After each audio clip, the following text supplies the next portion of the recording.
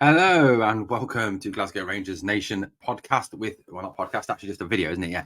With me, your host, Owen, the channel that brings you your team every single day. The channel that brings you your team for absolutely nothing, guys. Free of charge. All the information you could ever want about Glasgow Rangers, all for nothing. All you've got to do, hit that sub, ring that notification bell, and then you'll get it all for zero, zilch, nothing. And in the day when everything costs a fortune, absolute mind-blowingly expensive chocolate bars are even being security tagged these days. This is free. We've got a few things to talk about this morning, Friday morning, or Friday afternoon, or Friday evening, depending obviously when you pick up this video. I went out this morning, and as always, ready to represent. There we go. That was coming out of McDonald's after getting a coffee at the McDonald's this morning, wearing the shirt, always representing the team. Anyway, let's talk through some different stories as regards our football team. So let's talk first of all about a man who is never short of an opinion, a man who represented our club outstandingly well, and a man who has featured a number of times on this channel. Yes, that's right. Mr. Barry Ferguson is back, and as always, has something to say, has an opinion. And, like I said to you in previous videos, I think, look, yes, Barry did a few things in the past that perhaps weren't the best, the Blackburn move, etc., etc. But look at it this way. Barry Ferguson is someone who I honestly believe cares deeply about our club. Barry Ferguson is Rangers to the core, isn't he? He loves the club. He just wants the club to do well. He wants the club to succeed. And like all of us, he's fed up of seeing that lot from across the city, being the team that is winning the trophies. And it's got to stop. We've got to stop it, especially, if we're not going to allow them to catch up with us, which obviously would be a terrible, terrible thing if it was ever to happen. So what has Barry been saying now? What is his opinions, his thoughts, his comments? Like I said, we do need to, I think, listen to good ex-players like Barry. He is a top man. Well, he obviously, as we know, he writes a column and he writes for the Daily Record. Yeah, and he has been talking about, obviously, the pressure on the players and how the new signings must have by now come to realise what it's like to play for Rangers. He says that, I think, and quite rightly, in a lot of parts of the world, the saying is patience is a virtue. But as he says in his column, in Glasgow, there is very little patience. He says, and often there's a swear word mixed in with the lack of patience as well, which, as we all know, is pretty much standard for the city of Glasgow. A great city, one of the best cities in Europe. Now, Rangers, obviously, we've played 2 games and we've had a terrible performance, half an hour of a very good performance and 60 minutes of an okay performance, in my opinion. And I'm sure some of you will disagree with that. And some of you may disagree because you think they were great on Wednesday night. Some of you disagree because you think there's been 2 terrible performances. That's the nature of being a Rangers fan. It's a game of opinion. I think, as Barry Ferguson says in his column, he says that the penny must be starting to drop now for these new signings to what it is actually like playing for Rangers and playing in the city of Glasgow. He said he had a little wee smile to himself after the 2-0 victory, after the 2-0 first half against Servette. Well, 2-0, and then obviously that disastrous penalty. He said the incident that made him smile was that Searle was on the halfway line. He took the ball into his feet. Now, he did what most footballers will do in that occasion. He played what's called a wall pass. He played it straight back to the man who'd given it to him to then restart the attack. He then turned and went. And he probably thought that was the right thing to do. But, as always, the Rangers crowd were not happy with that. There's a bit of grumbles, there was some mumbles, and there was some definitely moaning. And Barry said you could even see the look of shock on his face at the audible groan there was coming from the crowd. Because, let's face it, as Barry says, the expectation for a forward is to get it, turn, and go at the opposition. That's what we expect from our forwards. And I think it's interesting that Searle Dessers, obviously, his reaction to that what he thought probably was something he's been taught to do his whole life and probably taught to do at Feyenoord and Cremonese and right back through his career. But here at Rangers, that's not acceptable. As a forward, we expect the player to turn and to go at the opposition. It's definitely a different world, isn't it? You know, he says that the smart players have to realise that, you know, playing for Rangers is a very different kettle of fish to playing for any other club.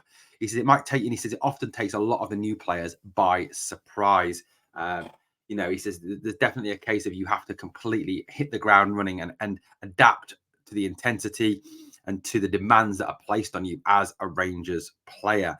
And he says, you know, some players thrive under this and some players wilt under this. And, you know, this is something that he feels will come in time with these 9 new signings. He said, so, you know, he said in these columns, Odessa's and all the others will be learning every time they step out onto the pitch for the next few weeks that there is that increased expectation on them to delivered. And, you know, and some of them might even be wondering how they can win a European game and still hear grumblings and rumblings because, you know, it wasn't comfortable enough. We didn't score enough goals. And Barry says he's got one piece of advice for these boys: get used to it, because that's what it is all about playing for Rangers.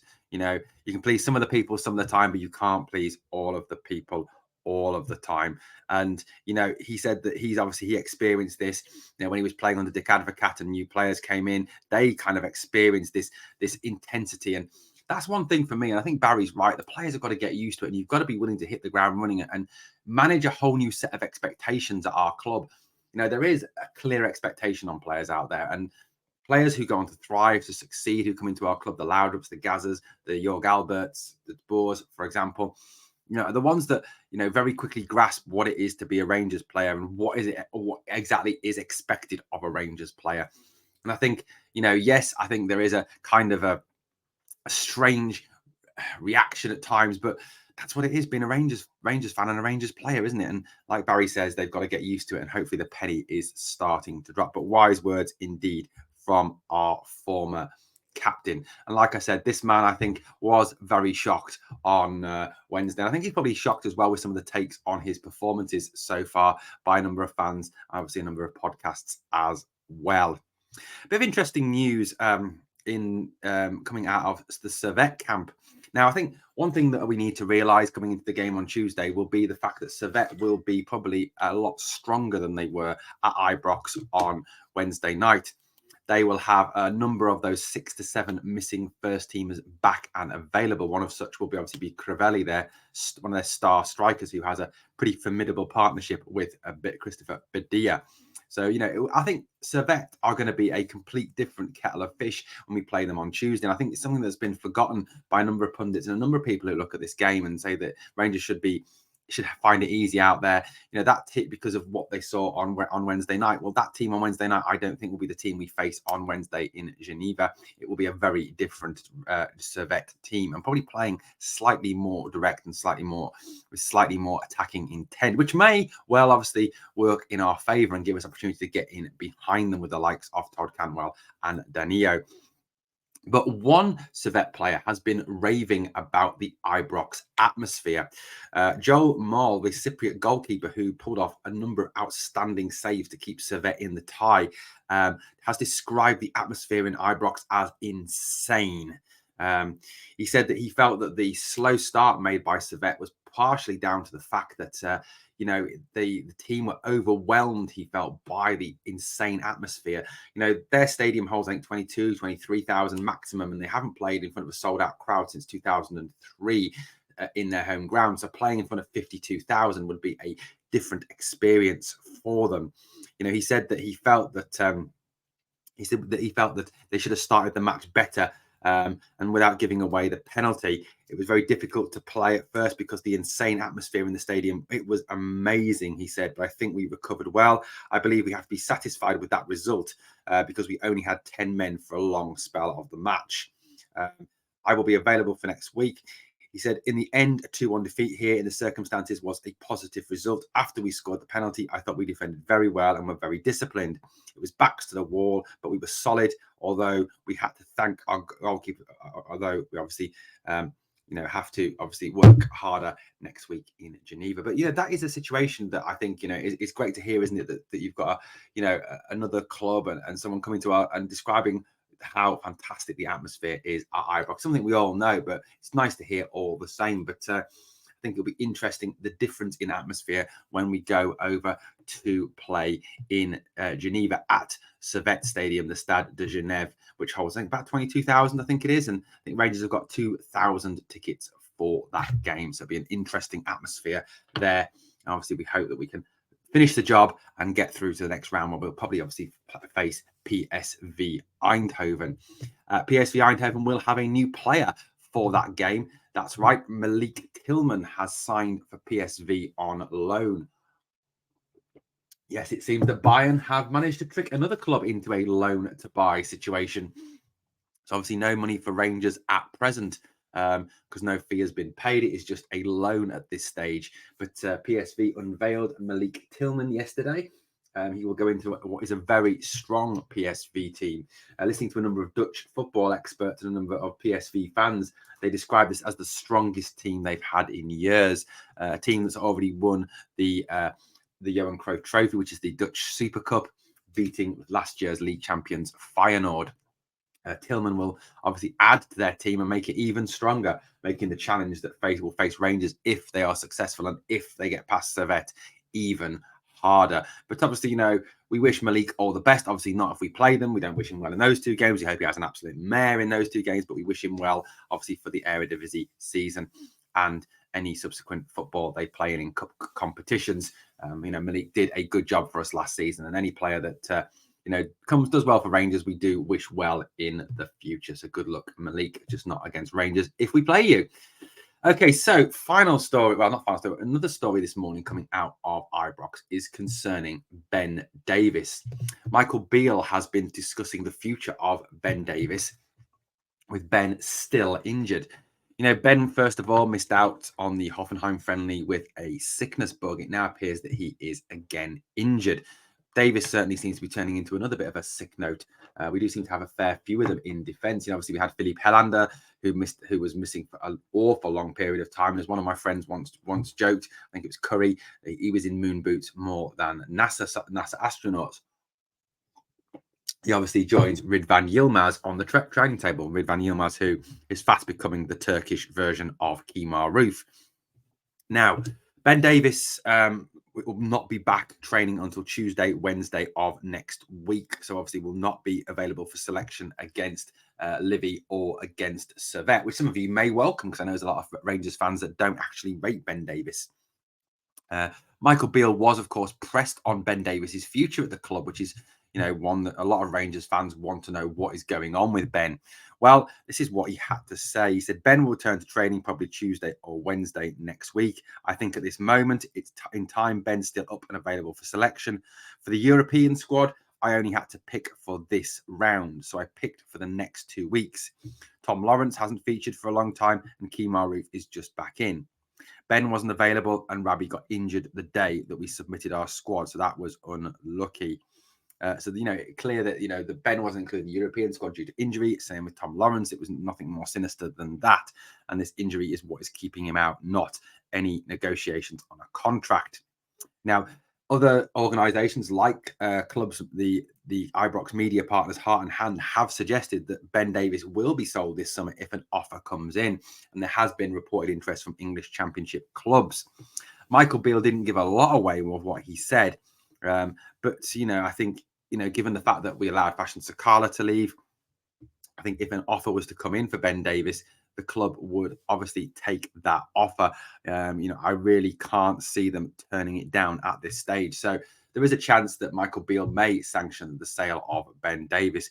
But, it very much is up in the air still as to his future. And I think I think one of the things that may guide whether Davies goes or stays is whether Rangers can get in another centre-back before the window closes. I certainly wouldn't want to see us sell any of our centre-backs before we were to get in a replacement. We do need to make sure that we have adequate players. You don't want a situation where Davies is sold, then we can't get anybody in, the transfer window closes, and one of Suter or Goldson goes down injured. You then got Leon King and Balogun as backups. Another one goes down injured, which happened last season, and you're down to 2 fit starting centre-backs again for the rest of the season until those players come back, and not a situation you want to be in. But certainly, one that I think, like I said, will keep going until the end of the window to see what is going to occur with Ben Davies. Rangers will face Livingston in their first home game at Ibrox on Saturday, 3 o'clock. Come and join us for the live stream of that game. It'd be great to have you on board. It's going to be, I think, a typical SPL home game for Rangers, where Livy will put in the low block, and Rangers will have to work hard to overcome that low block. It's the way it's the way of the world, isn't it? That's what teams do. They come to Ibrox, they sit in, and we've got to work our way around it. Personally, I'd love to see Sifu given a run out. I think his direct attacking style, his box-to-box running, will help with breaking down this this actual low block. Now, one discussion and debate that it has been ongoing for a number of weeks is what is the over James Tavernier. Now, James Tavernier has been pretty poor during pre-season and has certainly been poor in these first two games. Certainly by the end of the Champions League game on Wednesday night, he looked absolutely spent. A lot of fans have criticised his defensive work through pre-season and through these first two games. Also, his factor, his energy levels and his speed seem to have declined again. A lot of fans feel that he is getting slower year on year. Now, I personally would love to see Dujon Sterling given an opportunity to play against Livingston on Saturday. Sterling is fit. Sterling is a more natural defender than Tav. He may not offer you as much going forward as James Tavernier, but he certainly will offer you more in defending. And certainly, you know, could be a situation where we can let the midfield be more open because Sterling won't go forward as much. You then drop back as a 3 when we attack. And you've got Sterling, Goldson, and Suter defending. That could be an option, I think, for Beale tomorrow. Look, I don't hate James Tavernier. I'm not one of these fans that does, but I just feel that, are we setting him up to fail? Are we setting him up so that his legacy is completely ruined, so that he is hounded out really because of some pretty poor performances? And that's what we're seeing at the moment. We're seeing some pretty bad performances. Dujon Sterling, you know, has come here to play. He's come here to want to start, and I think we need to give him the opportunity to play. Like I said, he is better defensively than Tavernier. He is, you know, younger. He's quicker. I think there is a definite option. Now, just because, you know, he said he's a more natural defender doesn't mean he isn't any good going forward. I've seen him, you know, English Championship games playing for Stoke, and he does get forward, you know, when he can, and he is able to cross a ball. So I think, you know, this is a possibility we really need to look at. For me, you can't just keep including Tavernier because he can take penalties, throw-ins, and free kicks. I'm sure in Danilo, in Dessers, in Lammers, in Cantwell, we have players who equally can take corners, free kicks, and throw-ins. So, and penalties. You know, I'm sure one of those forwards, in fact, I'm pretty sure Danilo has taken penalties for Feyenoord. So, you know, keeping him in just because of penalties is not the answer for me. Like I said, I would love to see Dujon given an opportunity. I think obviously then there's the fear that if Dujon comes in, does really well and really impresses, could Tavernier then find it difficult to get his place back in the team? Certainly, I think that could be the case. So let me know in the comments below, who would you start against Livy on Saturday? Would you start Tav or would you start Dujon Sterling? For me, I want to see Sterling start. I think Tav's time as starting right back and as captain is very much coming to an end. Okay, guys, thank you so much for watching Glasgow Rangers Nation. As always, guys, please hit the sub, ring the notification bell, and you can always join the channel for as little as 99p. The join button is below on the channel homepage. And as always, I need you to do 2 things for me. Number 1, smash the like. And number 2, remember, we are the people.